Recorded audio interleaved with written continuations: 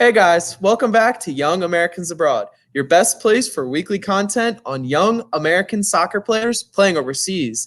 My name is Austin Van Schuren. And my name is Patrick Ferry.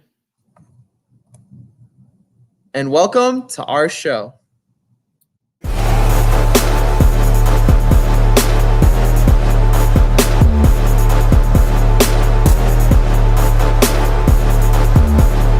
Well, guys, it was another interesting week for our Yaz. And Pat, how would you sum it up? Good, bad, indifferent? Yeah, I'd say it's pretty good, Austin. I'm feeling pretty positive, on the outlook of a lot of the performances over the weekend and some of the exciting news that we've heard. And I guess just to kind of go into that, Austin, one of the defenders in the Eredivisie had one of his best games of the season against arch rivals PSV. That's right. And we also have Ya over in Spain stepping his game up and maybe taking his game to the next level. And last but not least, we'll cover, the U.S. men's national team's nice 1-0 victory over Costa Rica, go over some of the ups and downs of that game, and all that and more in this week's episode.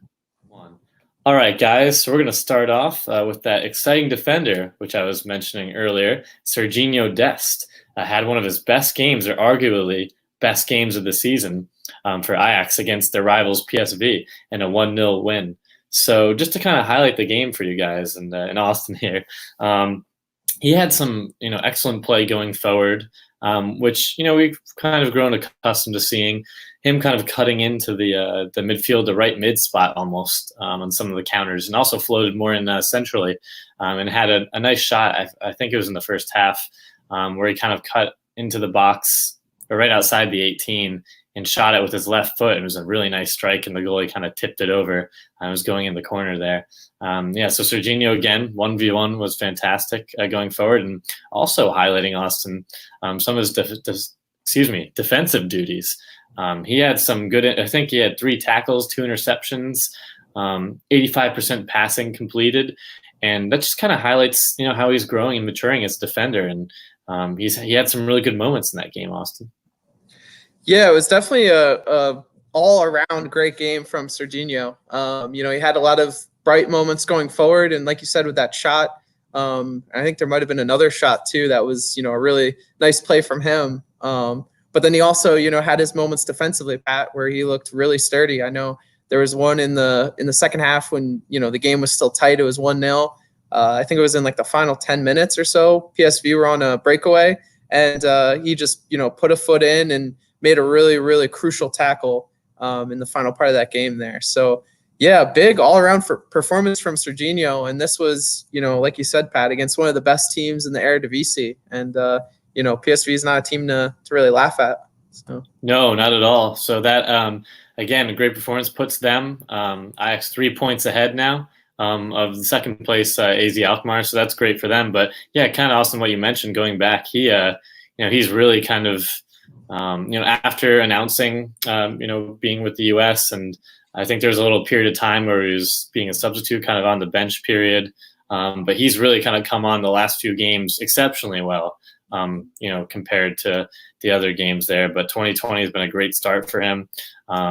It looks like kind of Missouri he was battling with, who I think is a Moroccan defender, and he had the spot for a little bit in the right, and the Tagliafico is out on the left, and he's another, highly sought out, defender there that people are kind of looking at. And it's nice to see kind of Dest battle there, put his head down, work, and really putting in some great performances where you can't leave him on the bench just because he offers so much going forward, and also, really seems to be coming into his own defensively. Yeah, he's really, taking his game to the next level this year. Ajax are still churning wins out nonstop in the Eredivisie, and now they're not in the Champions League anymore; they're in the Europa League. But it's just been a really impressive campaign from Sergino so far, and all the more to come. Pat, I guess we got games coming up in March. He probably won't be a part of the Olympic qualifying, but he'll probably be a part of that game against the Netherlands, right? Yeah, that's right, Austin. Could provide some good content there and a good story, going against the country that also wanted him. So could be an interesting storyline there. Yeah, for sure. yeah, it's just great to still have him, on our team and, have him choose us over the Netherlands, which at the moment it looked like he could have been a starting, Yeah. for them. So that's definitely something that we should be, proud of and happy that it, the chips kind of fell that way and he chose us. So, yeah. Yeah, I mean, awesome. Yeah, you kind of hit the nail on the head, and just want to kind of see this momentum taking forward. As you said, we have some friendlies coming up, and then the qualifying later, for the World Cup too. And yeah, again, he's just in a really good spot right now. I don't want to like jinx anything. I don't want, with the injuries here and there, but yeah, he is just in such a good form, and as Jurgen Klopp was saying, a good way. So yeah, if he can just kind of continue here, and they can. Finish first and do some damage in the Europa League, get back to the Champions League there. I don't see why maybe in the future he could, maybe in the next year or two move up to another club.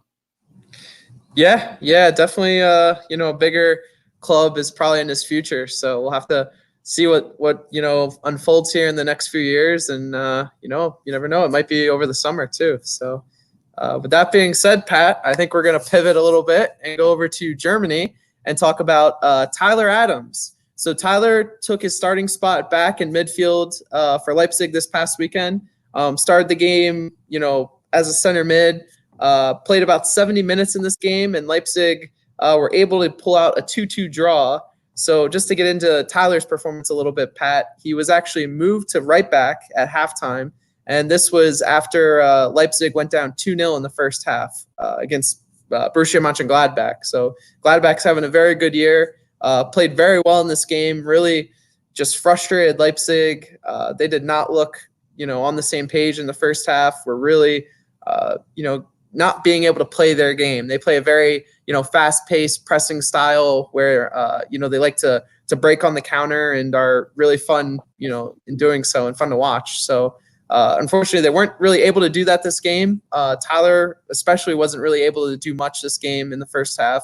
And, had a few sloppy giveaways and just some defensive lapses that we don't really see Tyler make very often. So that was, not encouraging. But as a whole, Leipzig, just didn't play great. So it kind of fit with the theme of the day. And then, Pat, in the second half, he got moved to right back, which, we're not fans of. He can play. Yeah, not fans of that, Austin.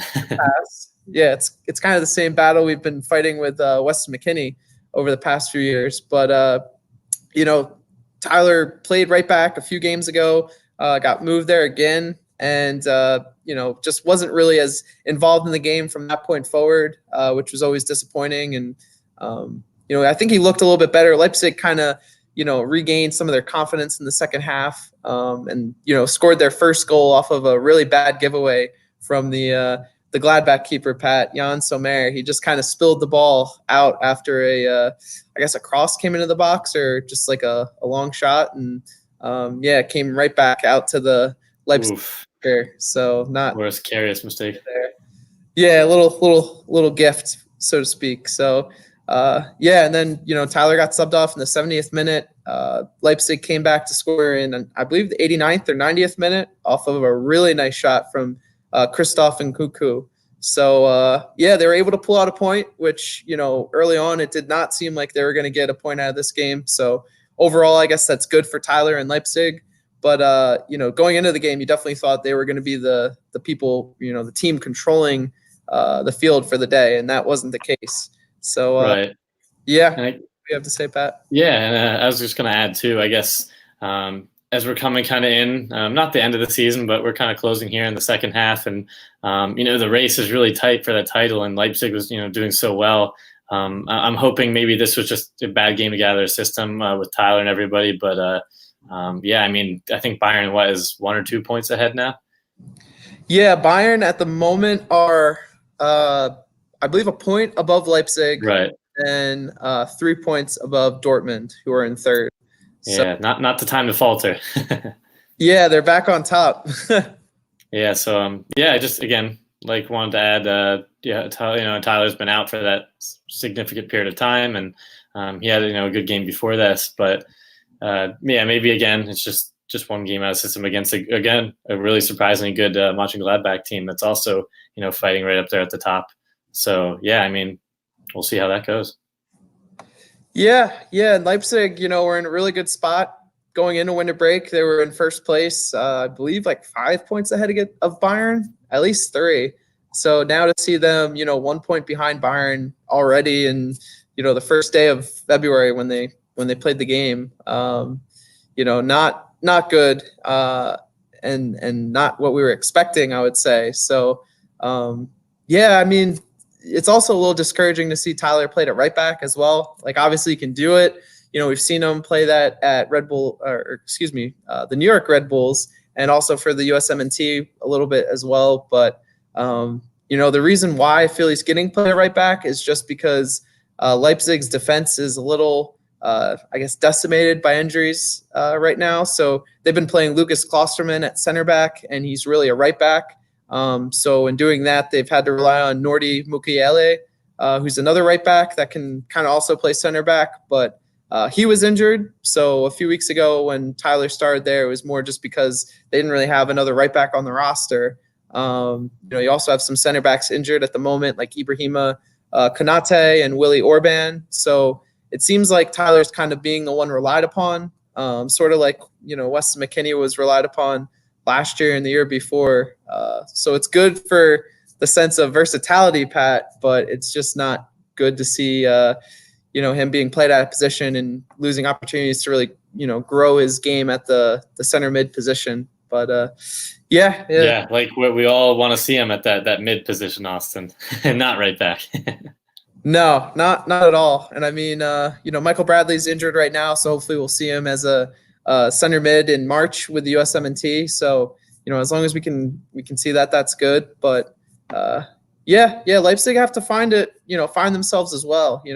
Dropping to start the 2020 calendar year is not good. And it seems like the transfers they had in the winter have kind of changed the dynamics of their team a little bit. Right. So, we'll have to kind of keep an eye on that. But, hopefully Tyler can still, help Leipzig compete for the Bundesliga title at the end of this year and be in a good spot, because it would always be cool to see, and win the Bundesliga. So. That'd be great to see him lift that trophy. Yeah. That's all we could have dreamed of. So, yeah, and I guess, Austin, if you wanted to move over to Spain here and talk about Konrad de la Fuente, another exciting youngster here that had some pretty solid, weekend and starts of the week here, you could say. Yesterday, he scored a game winner in his first goal, stoppage time goal, Austin, for Barcelona B. So just to kind of describe it a little bit, he, received the ball, was running on the flank there on the right side. Again, known for his pacey, moves and tricks on the wing. And he took a player one-on-one, kind of pushed it out to the right there and slided across the goalie. Nice, cool, calm finish. Exactly what you want to see. Stepping up to the B now, especially in terms of all that's going on, and we can talk about a little more with the contract dispute with Barcelona and some of those rumors like Hertha. But again, another news, Austin, too. Today he was spotted training with Barcelona's first team. Him and some other academy players at La Masia. So again, not don't want to overreact, but it's also really exciting just to kind of see him, learning and training with some of those top players of the world. Yeah, that was really impressive to see today. And obviously it was part of a bigger group, I guess we should mention. But he went from, being kind of frozen out of Barca B, or at least not getting called up and having to play with Juvenal, to scoring over the weekend and then training with, Lionel Messi and Luis Suarez and, some of the other players that they have at Barcelona. That's really cool to see. And it seems like, Pat, he's going to be staying at Barca too. I know there were some rumors kind of floating. Right. But yeah, certainly some rumors, Austin, like we've seen on Twitter and all over social media. But yeah, I mean, it's kind of interesting, I guess, the timeline of where he was frozen out and then this dispute happened and almost like, hey, I'm going to go somewhere else. And now they're like, oh, step up to Barca B. I'm not saying that's exactly at all how it went, but it's just kind of an interesting timeline. And again, if he's performing well here, that's great. But I want to get your take on it too. But just my last point here with Konrad de la Fuente is,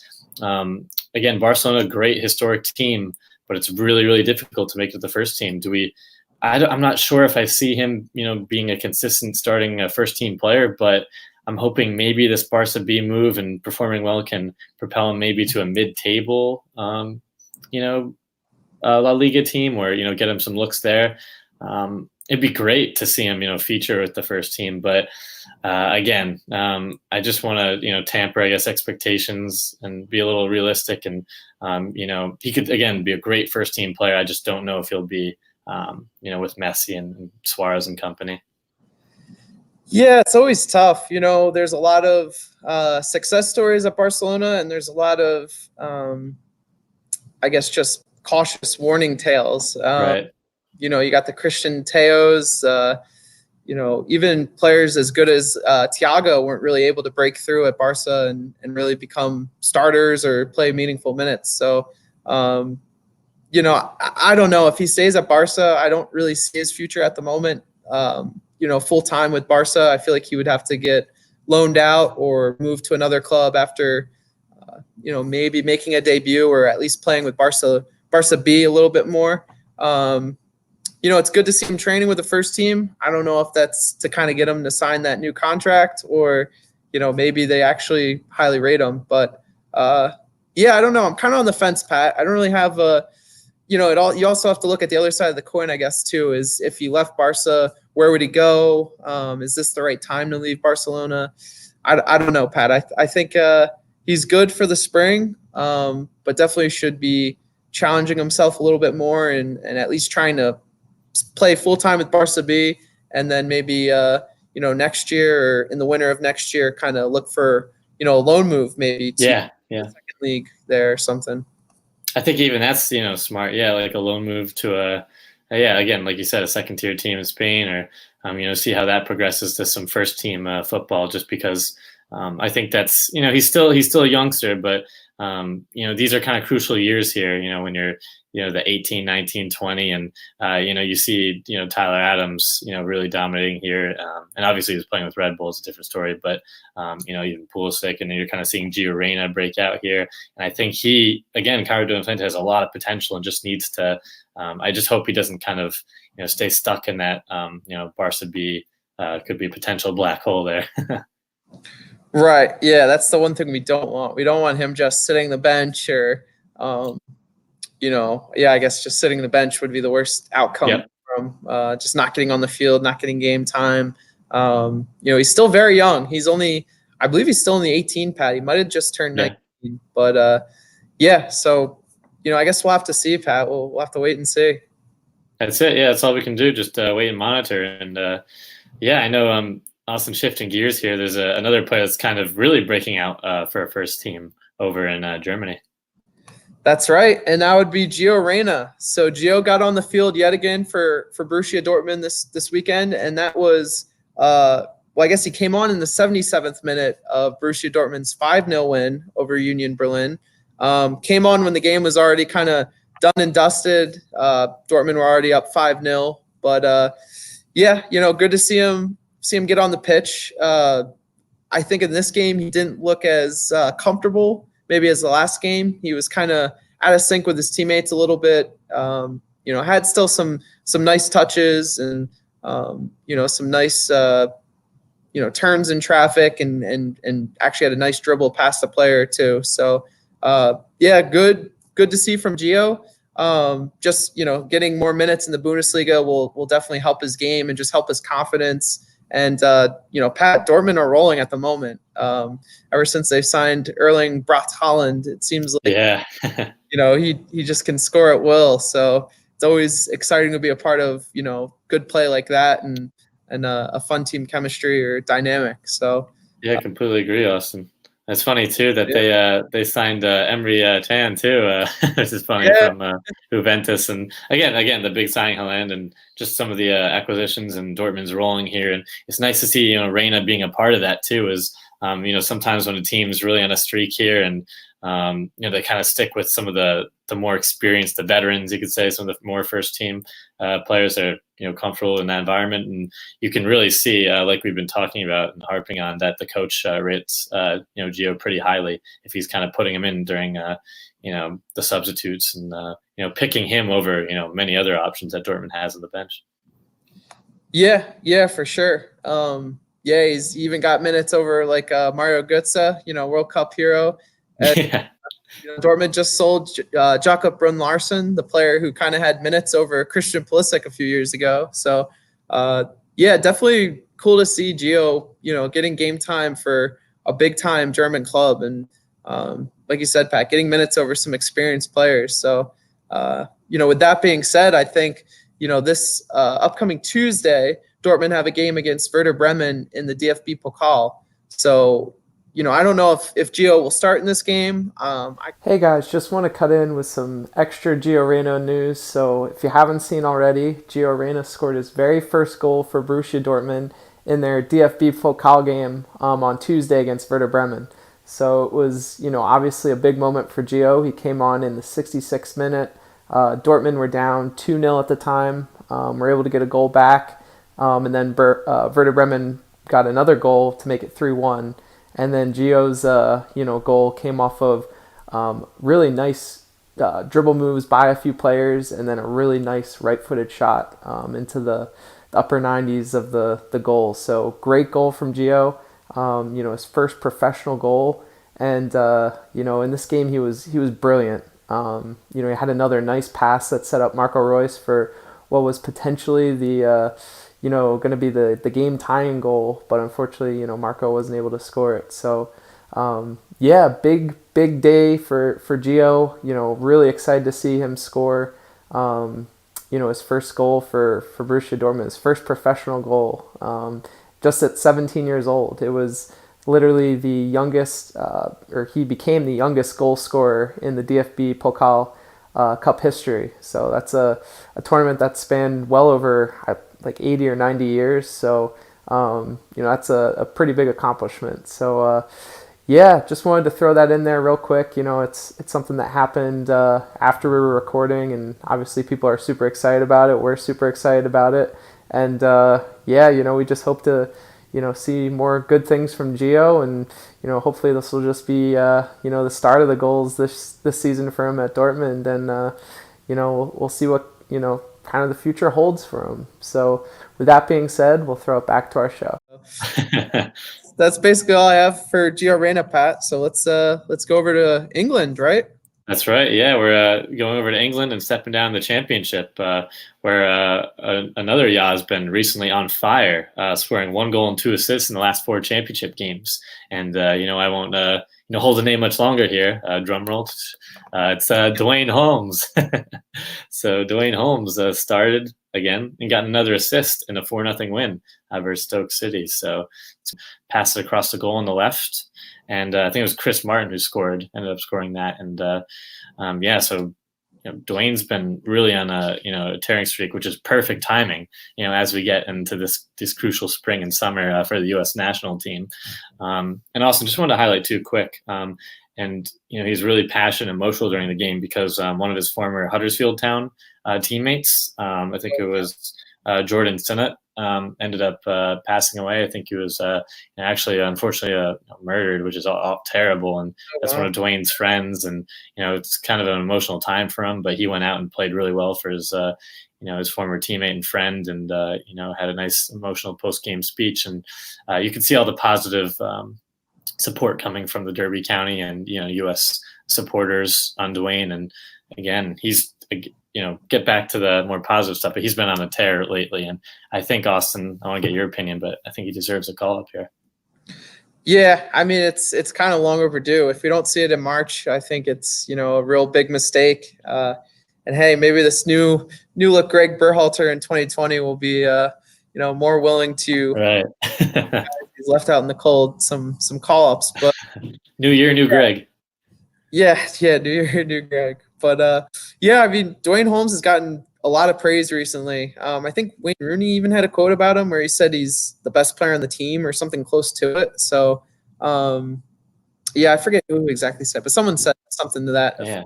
So, he's really doing well at Derby this season. Looks very comfortable. Now he's producing more in the past few weeks. So, Pat, I don't see why he shouldn't, be a focal point for us going forward and kind of be a lock call up.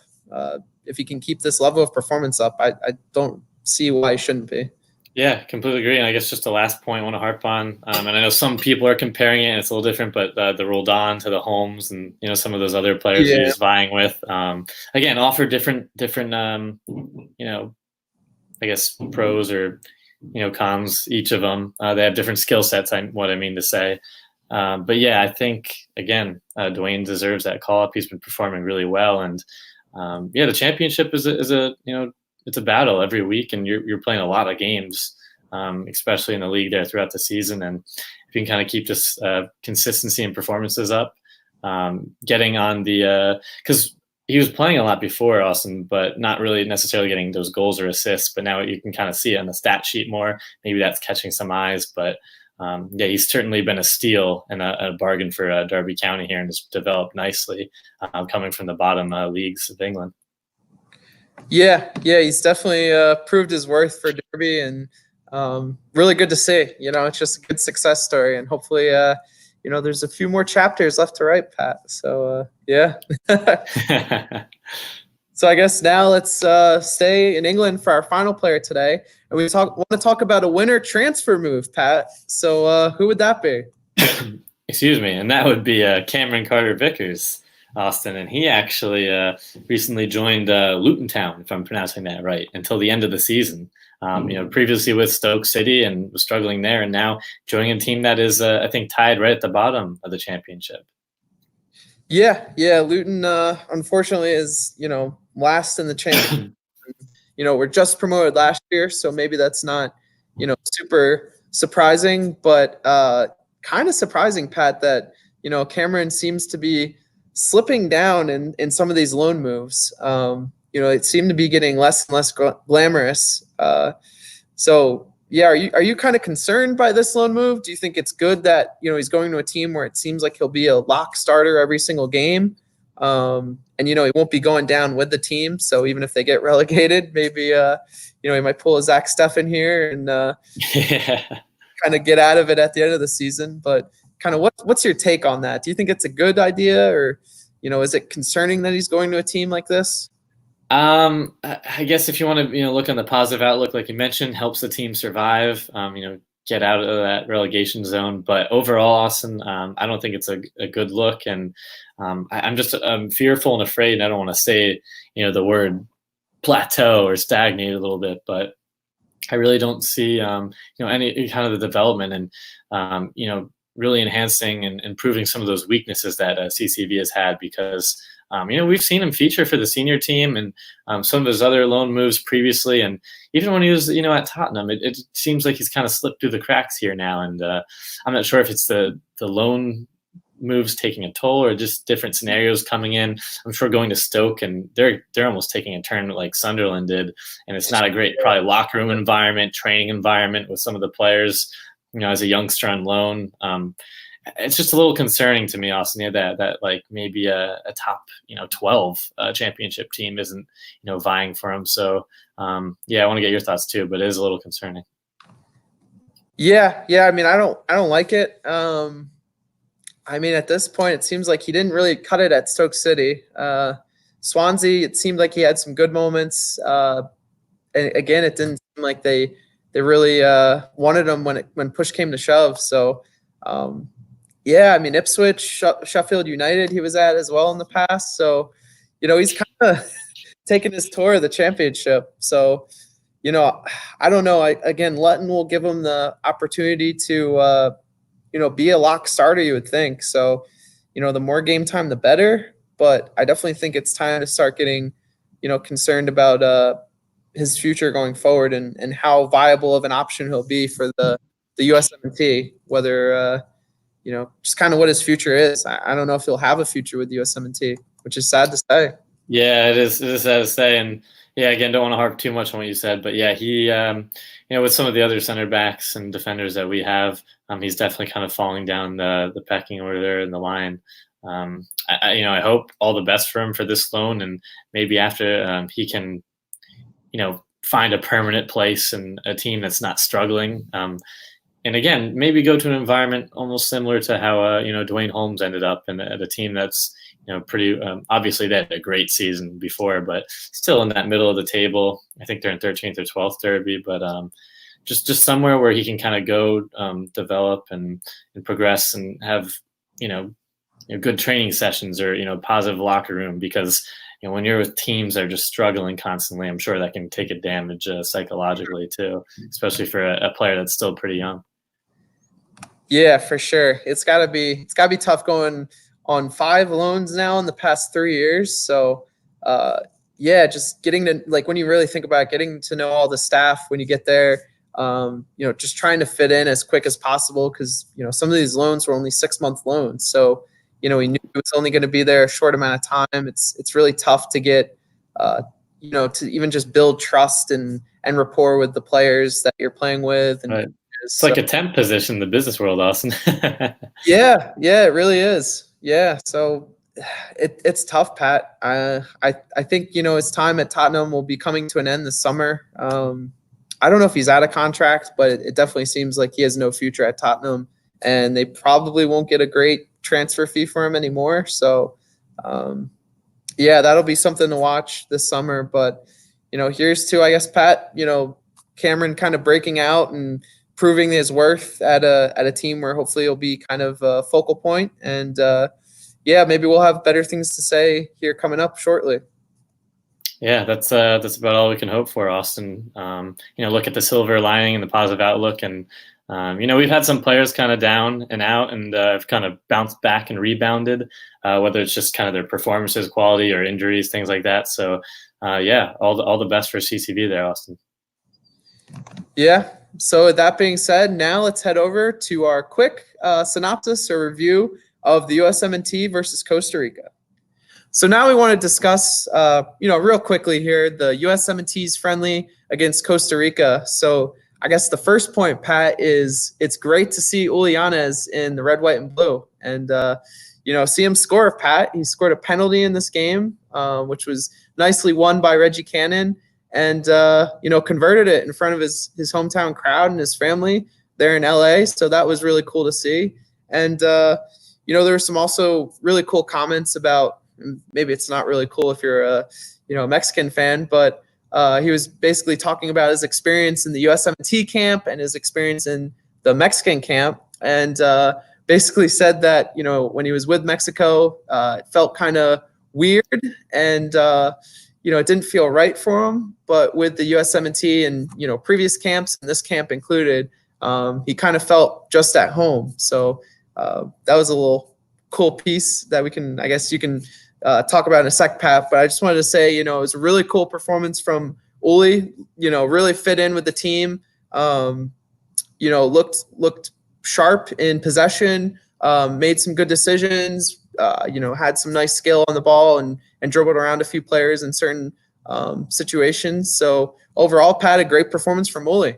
What do you want to add? Yeah. I think I think it's really important, like you mentioned, the difference between he had a different experience with the U.S. and Mexico camps there and the teams, and it does kind of speak, positively to Greg's plan here and the culture that U.S. soccer is trying to, create here in the long-term plan. Just to everyone kind of feel welcome in the environment, but also working on this system and being part of a team here, and really just connecting with all the guys and as opposed to some of the youngsters that come into national teams or just even their first teams here, where you can feel kind of isolated, or maybe they're not as accepting or welcoming. When you first come in and you're not stepping on or treading lightly or tiptoeing around or stepping on eggshells here, but it just seemed like a lot of the players welcomed him with open arms. The coaching staff, everyone's really attentive, and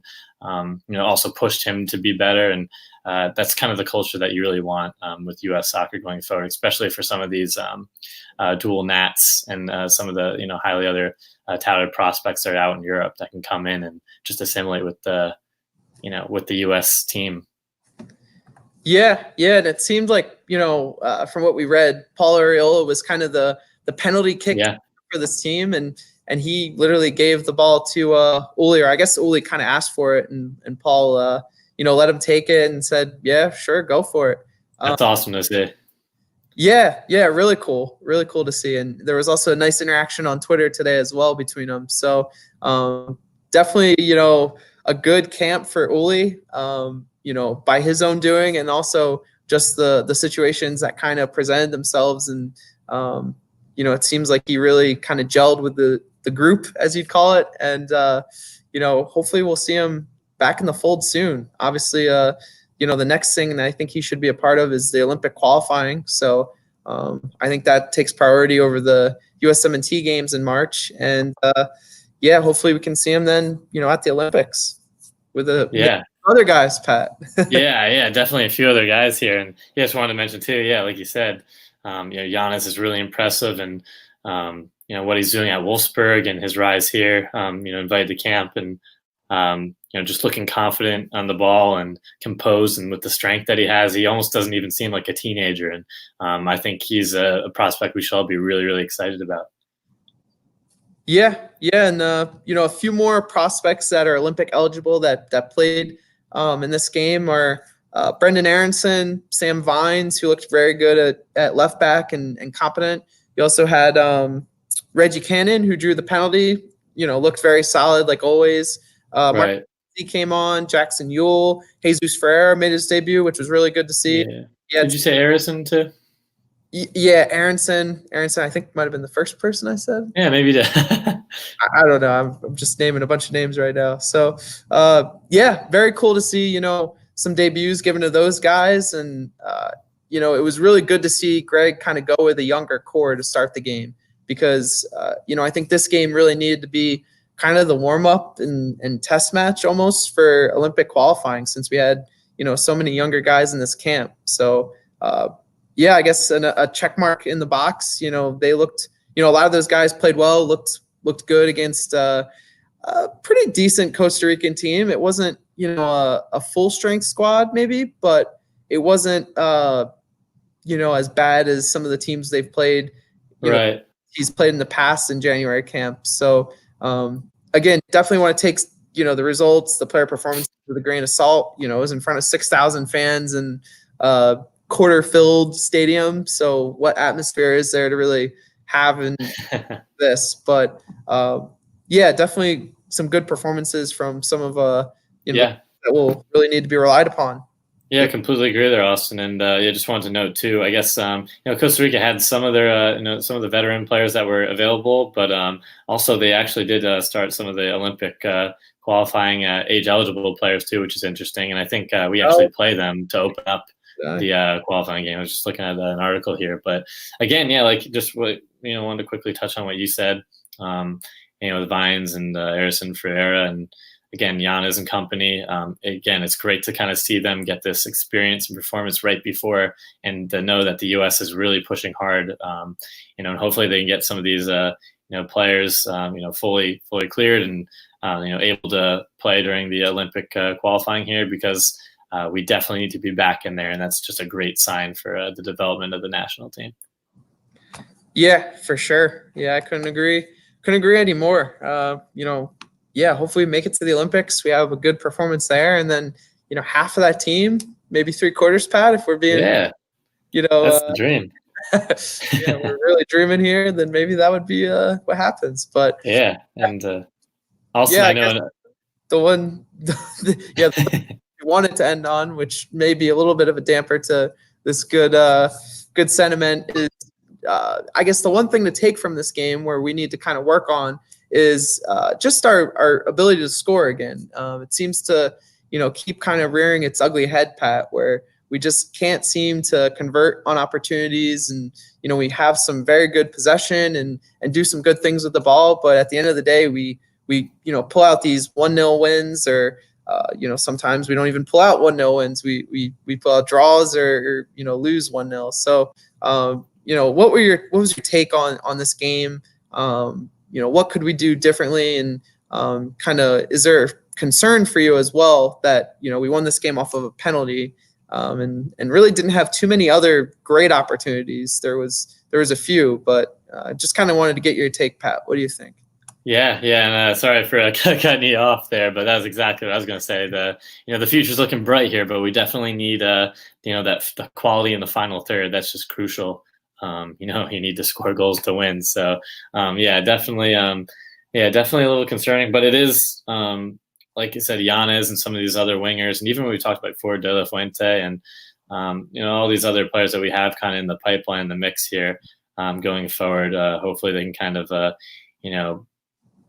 push us to the next level, because right now in this weird space where it's solely relying kind of on that Altidore still, and nobody's really kind of pushing that out. And again, just for this game too, a lot of the youngsters here, and it was a different group and a lot of different players kind of playing together and training for the first time. But it's just kind of still that concern, and that big, I guess, cloud, you could say, that lingers over the program. And it would just be great if, we had one of those, the guys that can put 2 or 3 goals away, in a few games here, and just kind of, take the lead role in that striker position, which, again, don't want to harp too much, but we really want to see Sargent or someone like that, take hold of that position. Yeah. And we can't, default, this game, Llanez it was really good to see him score. We can't default him any.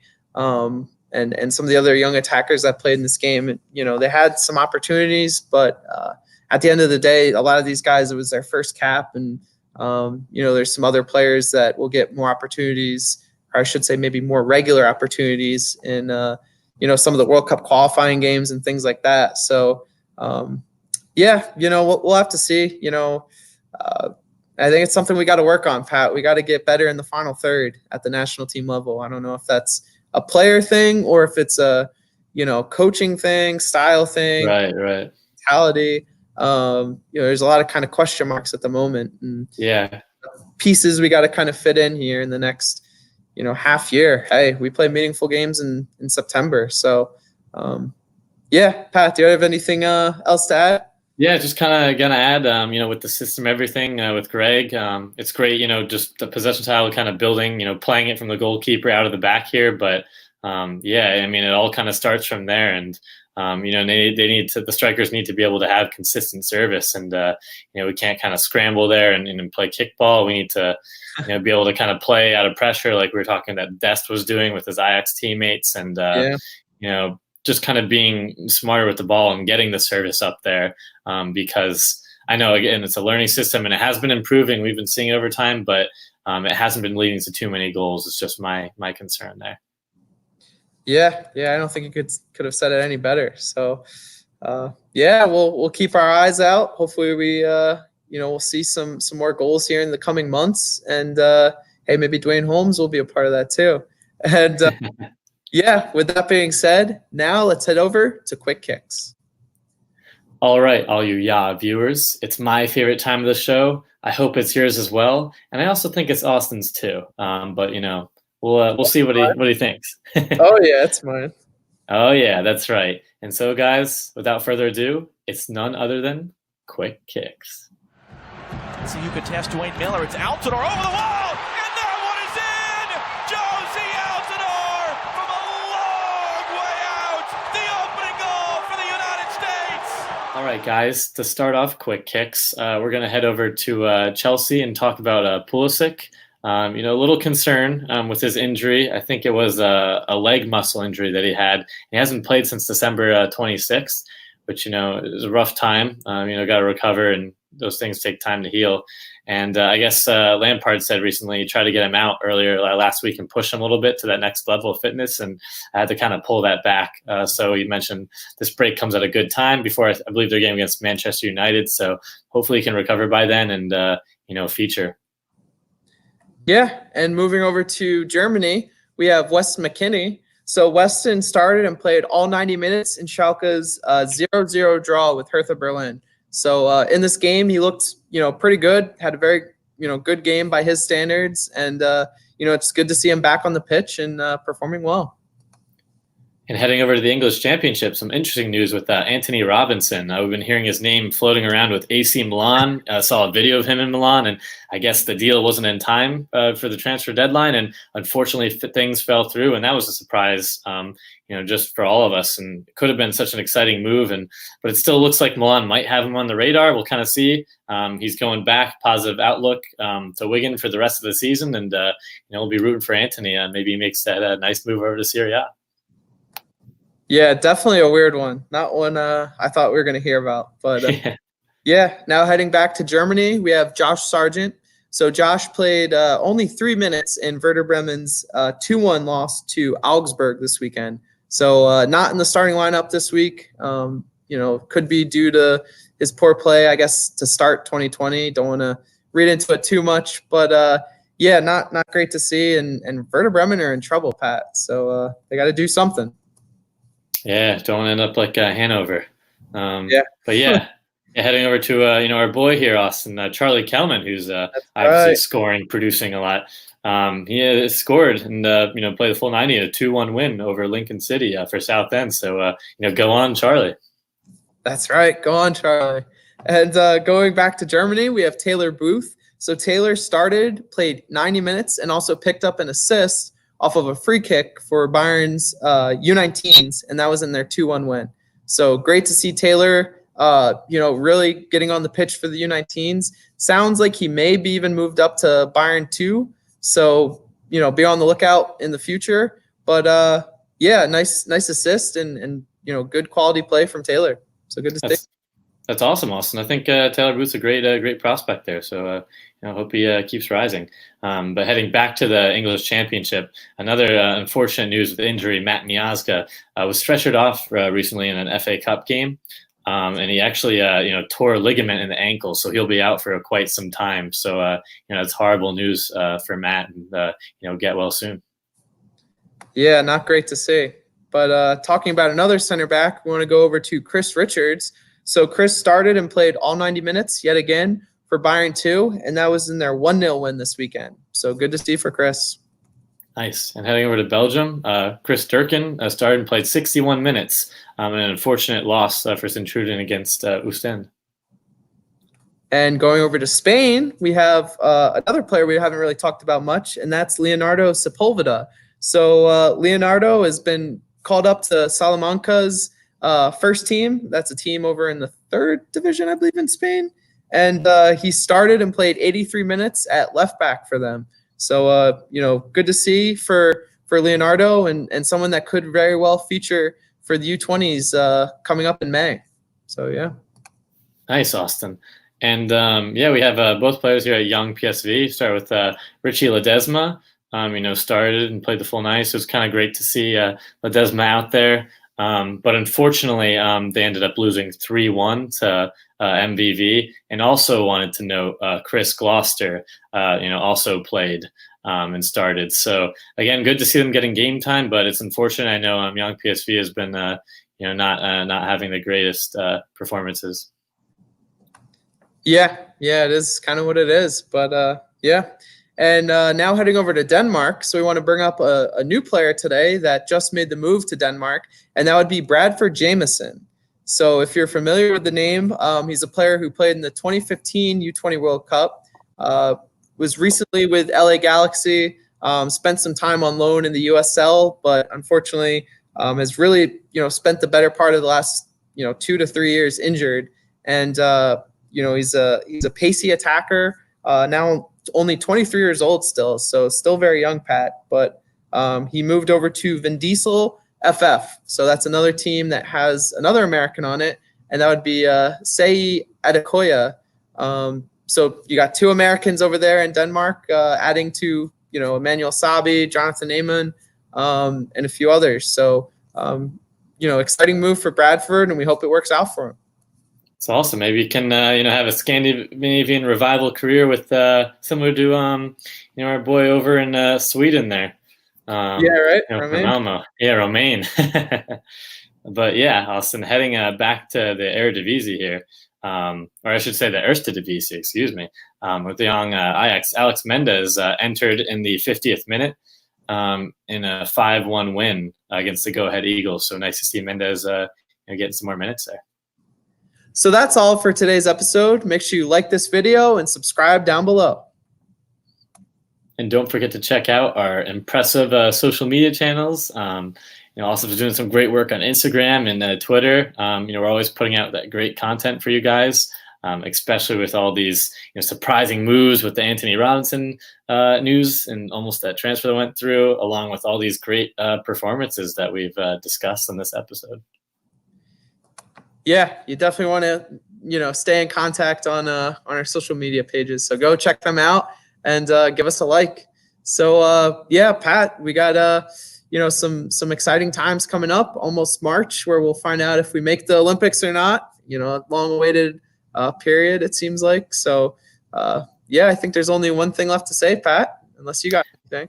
Yeah. I mean, I don't want to steal your thunder here, so I guess I'll, also kind of harp on the Olympics and World Cup qualifying, and nice to kind of win against the CONCACAF opponent against Costa Rica with some of the youngsters there and some Yaz, and hope all the best going forward here, Austin, because with the Olympics, maybe we'll win that, and then also something else in the future. That's right. It's destiny, Pat. One day we will win the World Cup.